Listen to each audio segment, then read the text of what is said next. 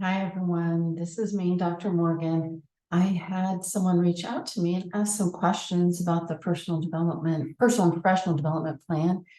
And it occurred to me that it might be useful to make this video. So that is what I'm going to do. So here we go. And click, obviously, to click on the assignment, but I just thought we'd start from the beginning.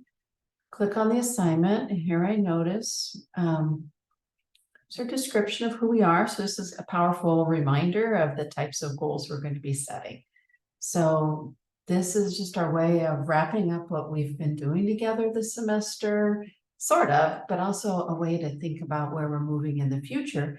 For those of you that are going to be continuing on and taking the rest of these well-being series, and those of you that aren't, it's a really nice way to set some goals and think about who you are in terms of well-being and specifically how we define well-being here at K-State in our College of Health and Human Sciences.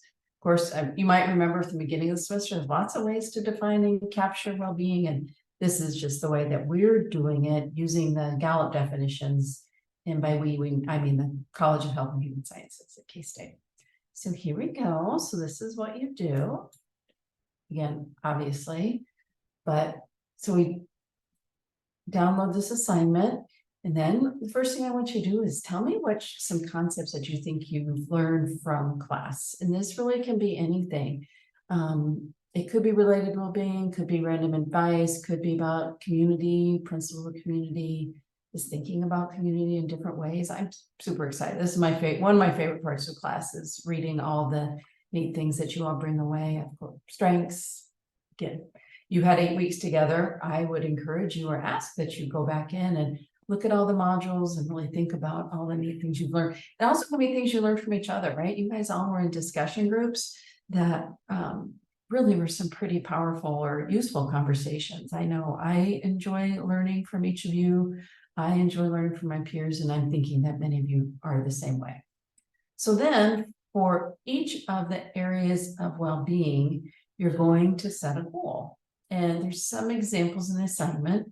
So actually, I'll probably go back to that in a second. So you'll put down your goal. Like, let's say for me, it's I was just thinking about a local election that's coming up, which is, in my opinion, a really big part of community is being a voter and voting in your communities if you're able to do so. So anyway, what if I were to make my goal to learn about the candidates that are running for office in my community? And then I would be very specific. I think about it as a small, specific, attainable. I'd explain why it is. I would, time sensitive. This has a deadline, right? The elections in November. Is this, oh my gosh, I'm just drawing a blank on what this goal is. I'm just sorry. I'm just drawing a blank. I know these off the top of my head, but I'll go back to the assignment and we'll, and I'm not going to stop this and re-record it. So you get what I'm saying. Like usually I can do this off the top of my head, but sometimes we just draw a blank and that's the way it is. And is it real and realistic? And are we ready for this? I think this is one of my favorite goals about this. Or my favorite aspects of this goal is really push ourselves, right? Like, let's say I'm not a voter. Let's say I've never voted before. I might be ready for it, but, or it might be it's realistic to vote, but yet in reality, you have to be registered to vote. You have to meet certain requirements, and that's going to take some time and effort and energy.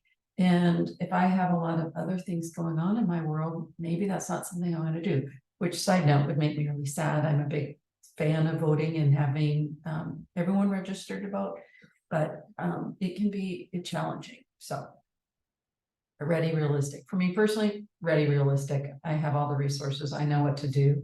I connect to this community. I can figure out how to learn about the candidates. Super easy. I always vote. My husband works the elections. Not a big deal for me personally. Again, this is just my example. You have to pick your own example. And then the why. Is it part of you and who your story? So you heard me that voting and our maintaining our principles of our democracy, and in particular care about our local community by having a voice in who our elected officials is a big part of my story. So yeah, that makes sense to me. So that's just the example. And then you set a goal for each of these social, financial, physical, career. Remember, make sure they fit this criteria. These aren't huge goals. They can and should be life-changing, but we want to make sure that you're setting goals that really make sense to you. So now let me hit close on this, and I'm going to go back.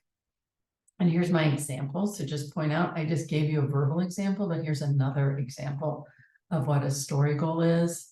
So oh, here, now I remember though, is it organized into your day? Isn't that funny that I forgot that one when this one is actually the trickiest one? So we say organized into the day. I want you to really think out, if I'm going to do this, seriously, what day am I going to do this? How am I going to do this? Am I going to put this on my to-do list? So like for me with this voting thing, I actually have it on my to-do list for tonight to do some reading on the candidates. I could set a date to go to some of the candidate forums, but I can at least look them up.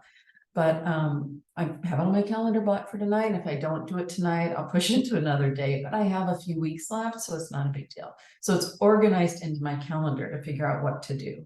And it doesn't have to be a calendar. It's organized into your life.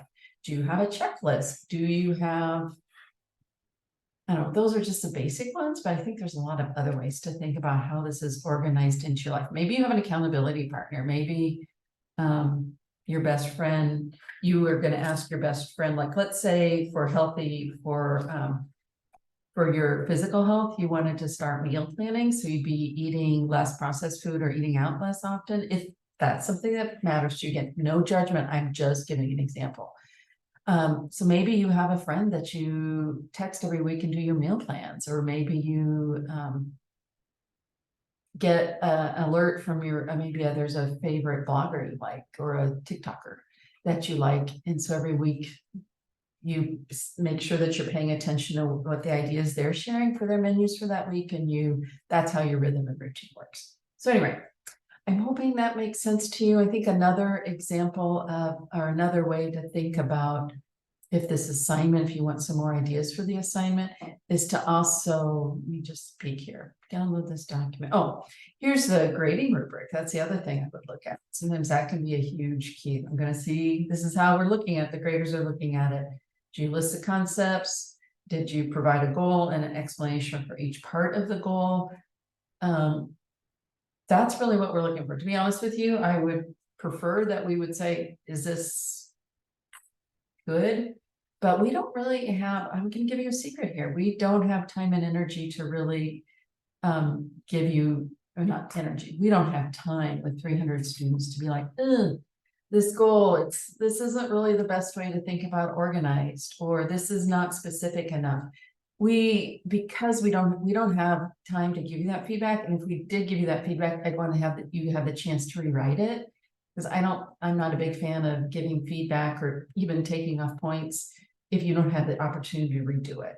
So we will give feedback, and we hope that you will take that feedback and think about refining your goals. But for this assignment, you just have to do it. And then if there's concerns, like, for example, we could take off a point if we do think your goal just really, like, you just don't get or understand the definition or get it wrong. Again, I say this not to make you anxious, but just saying that it's possible that even if you do it, you might get a point off. If it impacts your final grade, you can let me know. But just know you really just need to try to do your best to do these goals. And I think you've all had a chance to practice, and hopefully you've got some feedback from the grader. And so just jump in, just do this. And like I said, just be brave, take a risk, do this assignment, jump into the deep end, whatever the visual that you have. This is assignment that we want to be meaningful to you. And if worst case scenario, which very few students ever totally bomb this. And so you just need to do it. And if you have questions, of course, you can let me know. I don't know that I would have time to look at drafts other than for just a handful of you. But again, if anything really ever weird happened and it affected your grade with this assignment, you just need to email me and we'll figure it out. Okay. So I probably said way too much, but I'm guessing for those of you watching this video, this might be helpful. So take care, and I'll look forward to your work.